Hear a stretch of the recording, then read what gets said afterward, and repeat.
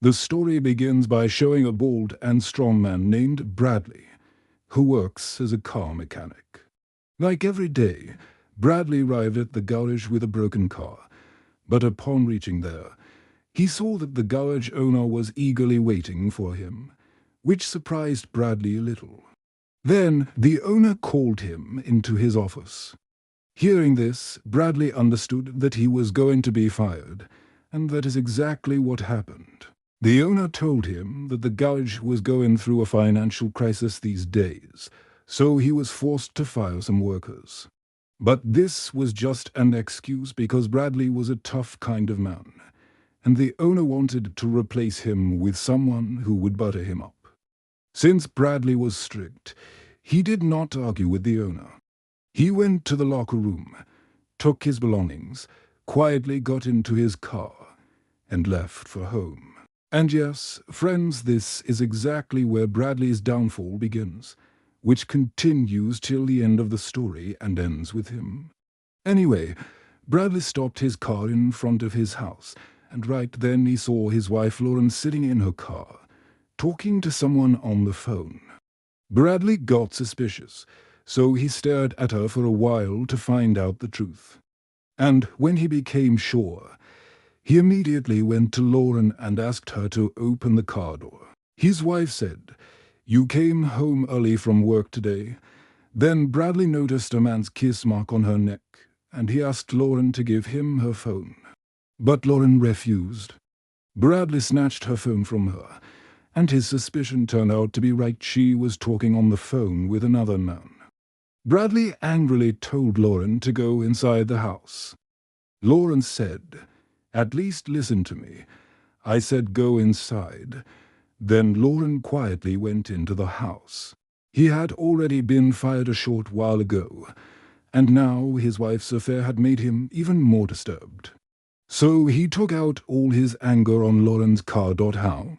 You can imagine yourself. He was so furious that he didn't even realize how badly his hands got injured. After calming himself down, he went inside and asked Lauren how long she had been with another man. Lauren confessed everything. Her affair had been going on for the last 3 months. Actually, Bradley's wife had an abortion a few days ago. Because of that she stayed sad, and Bradley was usually busy with his work. Due to this, Lauren felt lonely and depressed at home. To fill that emotional void, she found support in another man. Listening to her, Bradley realized he should have given Lauren more time. He even apologized and said that from today, right now, they would start a new life together. Lauren agreed. Then Bradley told Lauren that he had been fired from his job and that he would now work for a man named Gil, who was a drug lord. Hearing Gil's name, Lauren firmly refused and said, "You said you'd never work with Gil." Bradley said, "Yes, but in such a situation we can't live like a happy family. To run a family, money is needed, and right now I have no other option." He also assured Lauren that he would do this work very carefully. After this, the story moves 18 months ahead. Bradley's task was to find a drug courier in an apartment, the one who delivered packets to all the drug dealers. After meeting that dealer, Bradley handed him his goods. After finishing the work, he returned home. By now, Bradley's life had completely changed. He was making a lot of money from this job. He lived in a big house, had 2 or 3 luxury cars, and in a few days Lauren was going to give birth to their child. Their happiness was about to grow.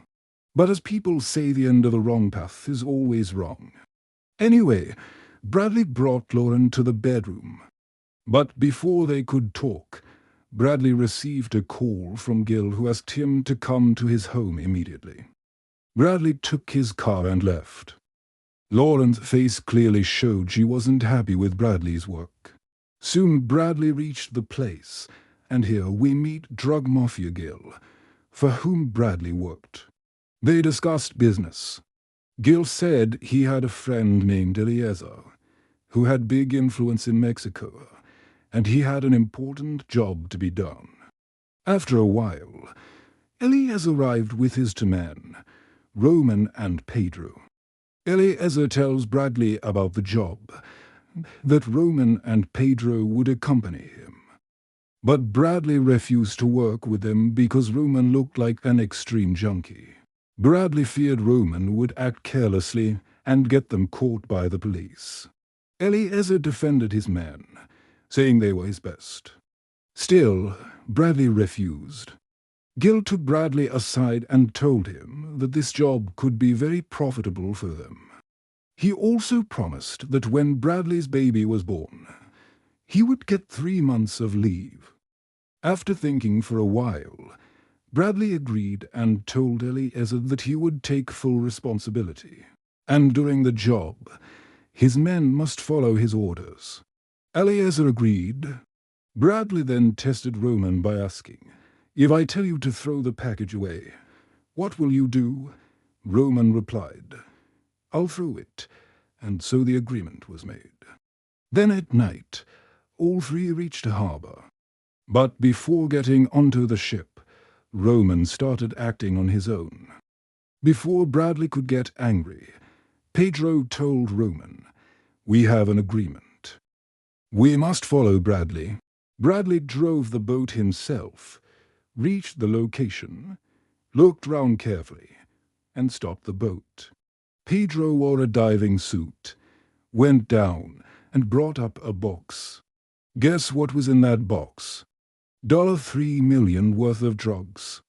They removed all the packets and threw the box into the water, then returned. But on the way back, Bradley suddenly threw his packet into the water and told the others to do the same. But Roman and Pedro ignored his warning and instead beat him up. Bradley controlled his anger and let them go, planning to leave quietly.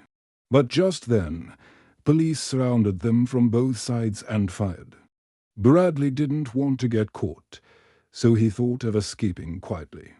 But then he heard police officers calling for help. Bradley came up with an idea he would act like a normal citizen helping the police. They wouldn't suspect him. Then Bradley shot Pedro from behind and then Roman too. Unfortunately, the police arrested him. He was interrogated by Detective Watkins, who questioned him about the drugs and why he was there. Bradley tried to mislead him, but the detective sensed he was clever. Though there was no solid evidence against him for drugs, he had killed 2 people, and that trapped him. Before the court hearing, he was allowed to meet his wife one last time. Bradley told Lauren to take care of herself and their unborn baby. Bradley had made enough money from illegal work that his wife and child could live a comfortable life. Bradley was sentenced to 7 years for murder and illegal possession of weapons and was sent to Frank Lineagin's prison. There he was asked to remove all valuable items. Even his wedding ring. After a health test, he was sent with an old inmate named Lefty. They met Andre, the prison management officer, who explained the rules, one of which was that whenever the bell rang, he must come out immediately for attendance. Bradley was put in his cell. He blamed himself for working with Eliezer. Exhausted, he fell asleep. When attendance time came, all prisoners were outside. But Bradley was still sleeping, which made everyone stay hungry. When he finally came out, Andre scolded him and warned him to follow all rules. The scene shifts to his wife sleeping at home. She sensed someone breaking in. Lauren grabbed a gun from the drawer. They planned to take her away. She suddenly got hit with a taser and fainted. The scene shifts back to Bradley. Lefty told him someone had come to meet him. Bradley went and met a woman doctor, Denise. She said she had received a call from Dr. Placid. Lauren S. supposed doctor saying Lauren S. pregnancy had complications, and he wanted to meet Bradley the next morning. Bradley was confused because Lauren had never mentioned a doctor named Placid. The next day, Bradley met Dr. Placid, but Bradley didn't recognize him because in reality he was not a doctor, he was Eliezer's man, pretending to be one. He said that because of the failed drug deal, Eliezer had lost $3 million. Then he showed Bradley a picture of Laura, and they had kidnapped her. Placid said Eliezer was furious and would kill Lauren and the unborn child, but there was one condition under which he would spare them. The deal was Bradley had to kill a man sentenced to life imprisonment, a man named Christopher, who was locked in Redcliffe Prison, Block 99. Placid said that if Bradley went to Block 99 and killed Christopher, Eliezer would forgive him and release Lauren and the baby. Bradley was devastated. He didn't know what to do. As Andre was taking him back to the cell, Bradley took off his shoe and attacked him on purpose just to get transferred to Redcliffe Prison. Andre fought back, beating Bradley with his baton, but Bradley broke Andre's arm. Other guards rushed in and handcuffed Bradley, putting him in a lower cell. But Bradley needed to be moved to Redcliffe, so he fought again, beating the 3 guards too. A guard tasered him, and finally, he was declared dangerous and transferred to Redcliffe Prison. Upon arrival, he met the cruel warden, Tux, and his men. Tux told him he had made a big mistake coming there, as Redcliffe was extremely strict and would give him hell-like facilities. After inspection, Bradley was put not in Block 99, but Block 59. The cell was filthy. The previous inmate had left poop on the floor. The smell was unbearable, but Bradley endured everything for his family. He covered his nose with his vest and slept. Later, a guard gave him 60 minutes of fresh air. Outside, Bradley looked for Christopher. A man named Derek told him there was no prisoner named Christopher in Redcliffe. Bradley was shocked. He approached a group of inmates doing exercises. Derek warned him they were psychos. But Bradley still went. The inmates got angry and attacked him. Bradley fought back intentionally, wanting to be considered extremely dangerous, so they'd send him to Block 99. A guard fired in the air. More guards came. Bradley again fought them. Finally, Tux arrived and ordered them to cover Bradley's face and send him straight to Block 99, the underground hell-like cells. They strapped an electronic shock shield on him and threw him into a cell full of glass shards. Tux shocked him with the remote. The scene shifts back to Lauren, who was held captive. She was in terrible condition. Doctor Placid and a Korean abortion specialist were preparing to abort her baby. It was clear they intended to harm her and the child. Back to Bradley, he was lying unconscious from the shocks. When he woke up, he screamed, calling for Christopher. The prisoner in the next cell said there was no Christopher in Block 99. Bradley was shocked again. Guards came and shocked him more. Then one guard said that Christopher wanted to meet him. They took Bradley to a cell, but instead of Christopher, it was Eliezer, and the psycho inmate Bradley had beaten earlier. Christopher didn't exist. It was a trap. A setup to bring Bradley to Block 99 for revenge. Eliezer had been caught because of Bradley. Pedro, his sister's husband, was killed by Bradley, and he had lost $3 million. He bribed the guards too. They tortured Bradley again. Then Eliezer showed Lauren's latest picture. He said neither Bradley nor his family would survive.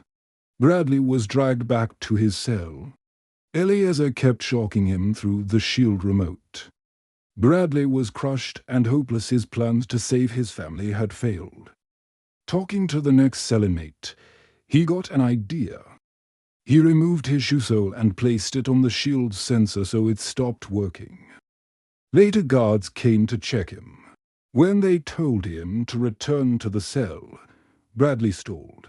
They tried shocking him again, but the shield wasn't working. Bradley pretended it was. When he got the chance, He attacked both guards, killing one. The other panicked. Bradley took the keys, locked the surviving guard in a cell, and walked to Eliezer's cell. First, he faced the dangerous inmates, stopping them one by one and keeping them from causing any more trouble. Then he confronted Eliezer, the man responsible for ruining his life forever.